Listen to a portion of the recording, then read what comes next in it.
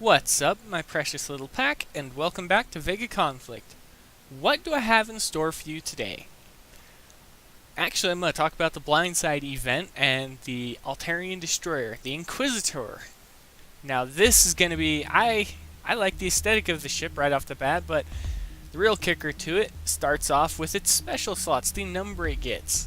First off, I can guarantee I'm only going to be using 2 of those. That means the other 2 are most likely going to be Xeno armored holds, so they can be effectively doubled as cargo ships.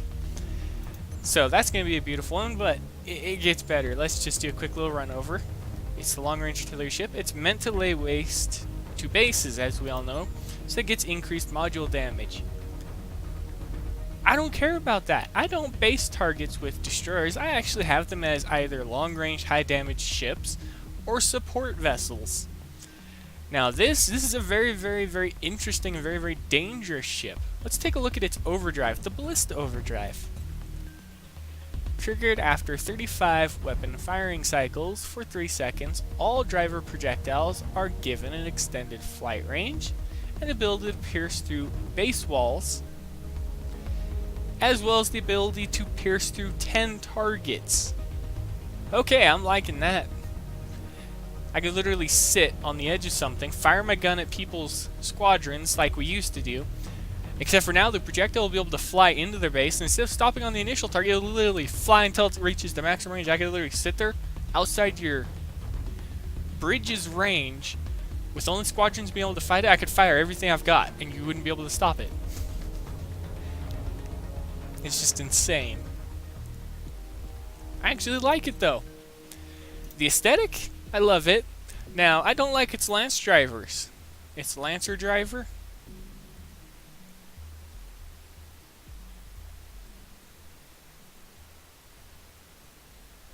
And it can travel farther than previous tech. Okay, let's just jump out of here and let's go compare it to the old tech. Let's compare their Xeno Lancer. And this is something I don't even realize. Where are the blueprints for these? Because I haven't seen them in any of the fleets for the Surge Beam or the Psy Missiles. They're available as a blueprint in here, and yet I have yet to see them in-game anywhere. But let's just go Lance Driver 1 and compare it to an Eclipse Driver, for instance, just because the Eclipse Driver in my eyes is better. Oh wait, it is better. It gets shield bypass. What? That pierces 2 targets. That's nothing special. Psy missiles punch through everything. It has a smaller area. It weighs a lot more. Shield bypass, projectile range. We all know that the Eclipse Driver has an insanely rapid rate of fire. Comparing the two, it's not twice the amount of damage, but it's twice the weight, and you also go from a very beautiful 2,250 meters per second travel speed for its projectile down to 1,100. Squadrons fly faster than that. They could literally fly out of the way of that. I mean, that is insane. Let's compare the Xeno versions. Alright, 3,750. What? What is that garbage? Oh, let's go talk about their special. This is where it gets real fun and where I'm going to be building nothing but Xeno Eclipse Driver ships to begin with. This is garbage. I don't like this at all because it increases the maximum projectile range but reduces the overall range. Yeah, no. I'd rather have the ships firing sooner and projectiles traveling further just because of the destroyer's built-in ability than that. Let's talk about the phased solenoid 3. This is actually a very beautiful weapon. Well, a very beautiful special. How is it that I like it so much? Well, do we see a weight stat boost? No, we don't. We see an energy reduction, just like the Zephyr thruster, and that has a no mass requirement. We also see a 1,900 meter per second boost, and it applies to all driver weapons. That means it applies to both Xeno and non-Xeno alike. Now that means that we can boost the range and the effective firing speed of the Eclipse Driver's projectiles up to well over 5,000. Oh yeah, and it also gives you a little bit more shield bypass built in on top of the other stuff, so you know, it just becomes overall better. And I mean, for shield energy, I honestly don't care because, oh, that's another one. We can't see anything, we can't see it yet, but here's what the shield is going to do. The projectile shield will actually recharge itself. Now how's that for entertaining? And it will recharge at roughly it'll take a beautiful amount of time to recharge the shield after a 10-second delay. But if I'm not mistaken, you should theoretically be able to actually stack that recharging with, let's say, this one. I still have to buy it, of course. But you get the general point. But it's a recharging shield by default. We have no new blueprint armor. It's going to be interesting, and as for fittings, there is a large variety of fittings available to it just because of its maximum weight. And wait, isn't that what I guessed the weight would be? Oh yeah, it's just a 50% increase and then drop the decimal. It's getting entertaining. So that means that all the stats have fallen in line thus far, so we roughly know what the carrier is going to weigh. 22,000 tons. But that's not the best part about the ship. It has 5,244 hit points for only 43 minutes repair time. That's fine. But it's the fact that it has 5 weapon slots base and 4 special slots. I cannot think of a single ship with 4 special slots aside from the Pegasus still standing at the top with that beautiful 5 special slots. Now, I'm actually more excited for next month because that's the final month of the Altairians, and it is also the release of their carrier. I love the carriers more than anything else. Granted, they can be easily countered by anything, can literally murder all their squadrons off and close in and kill them. But we have to wait and see what the carrier's overdrive is. Is it going to be something that boosts support? Is it going to be something that boosts offense? Is it going to be something that actually triggers similar to the harvester? So, you know, you do damage to it, it's going to activate some type of weapon on board and it's going to beat you down. Is it going to have 2 armor slots? 3 armor slots? Is it going to have 2 shield slots? 3 shield slots? Is it going to have things like that?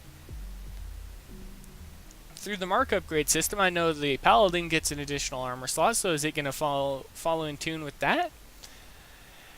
It's going to be an interesting upcoming month, and I can't wait to see it. In all honesty, I really want to see what it's going to be. I literally have no words to describe how excited I am for it.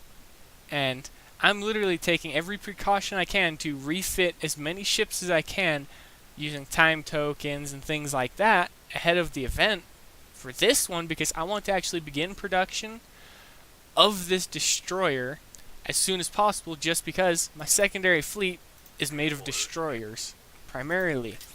Once I can get a few Altairians in here, I'll drop these 2 hands down in favor of the Altairian destroyers, and I'll just continue building up from there. But it's going to be very entertaining seeing it in game. Let me know what all of you think about how it looks aesthetically, what you think its stats, how do you think it's going to look in battle and things like that. And I mean, its projectile range, it increases by 500 meters. Now, that's not its maximum targeting range because it still gets the range boost. This is how far the projectile will fly before it just reaches the end and explodes, as all projectiles do. But then we all saw the booster. I mean, that is just insane. We're talking right there, we're talking about up towards 10,000 meters in range with a projectile weapon. That's outranging a lot of, actually at 10,000 meters, I believe that actually outranges every turret in your base in the game. All they have to do is just fire a few times, trigger their overdrive, and every time they fire, the shells will travel exceptionally far and pierce through everything you have. Now, one thing I would like to actually see, should players, after the Altairian faction ends, should we be allowed to produce walls literally by replicating their technology and produce walls that can go in little 3x3 areas? So, you know, let's go a 3x1 area, not 3x3. So let's say it goes from here to here, and then you have another one from here to here, and you can destroy the corner posts of the walls and deactivate them.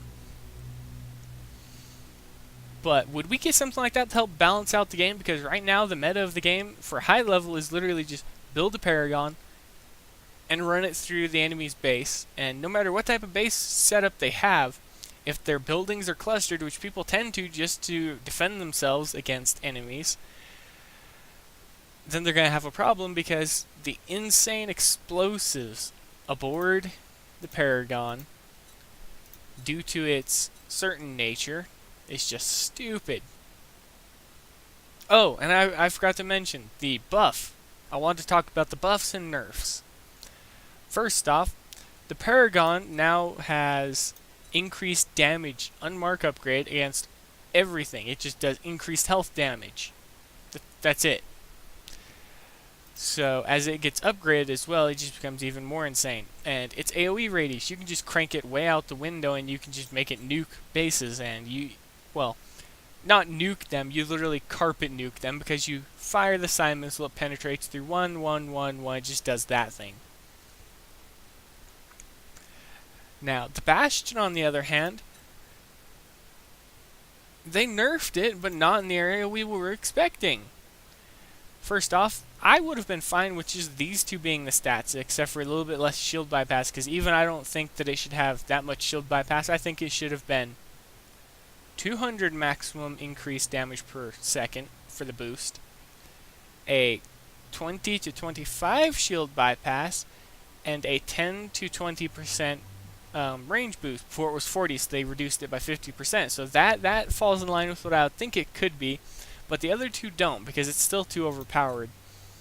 And in the current meta of the game for basing, like I said, the Paragon rules supreme, and no destroyer will change that, because you literally just walk through everything. I think the walls would be able to change that a little bit, because your enemy would have to focus on destroying the pillars before they're allowed to close in. And if you're smart, what you could do is you could set the pillars up strategically.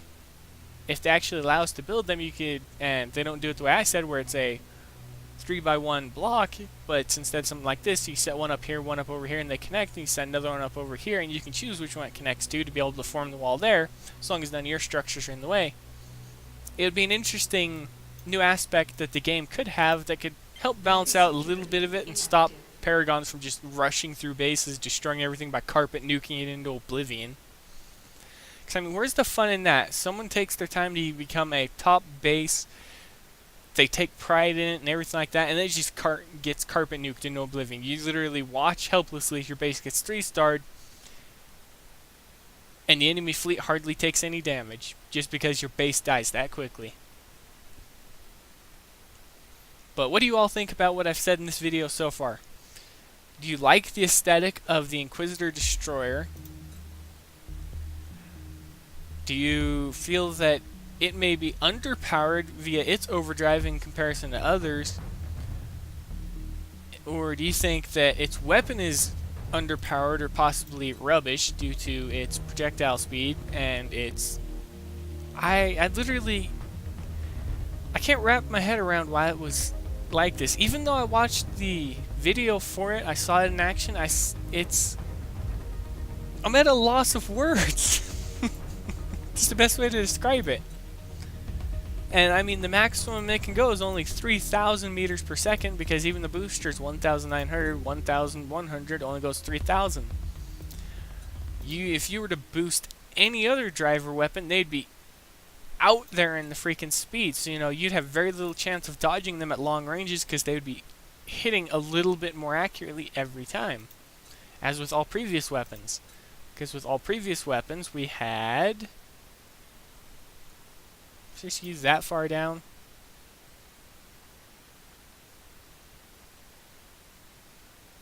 I scrolled over you?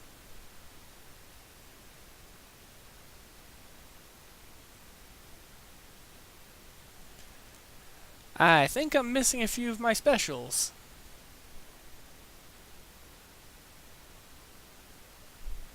Xeno munitions. I know I'm missing that one. Siege casing. Where's this? There they are. They provide less of a boost. Oh, that was the benefit. That was the benefit. The newer ones provided a higher boost, better shield bypass, everything like that.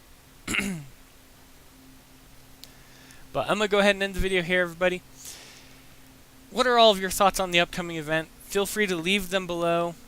What are your thoughts on the rework of the current Altairian fleets? Their XP was reworked as well, so they all have higher XP values due to their overdrives and things like that. But go ahead and let me know what you guys think below, because I'm actually curious as to what all of you think about it, because I've been a busy little bug lately. And I really would like to know what all of you think about it. Was it good? Was it bad? Do you think it should have taken a different path? And things like that. But that's going to be it for this video, everybody. If you liked the video, feel free to leave a like, a comment, and a subscribe? And a subscribe? No. Pardon, I'm just tired as can be. And subscribe for more daily content, well, kind of bi-weekly. And as always, everybody, I'll see you later.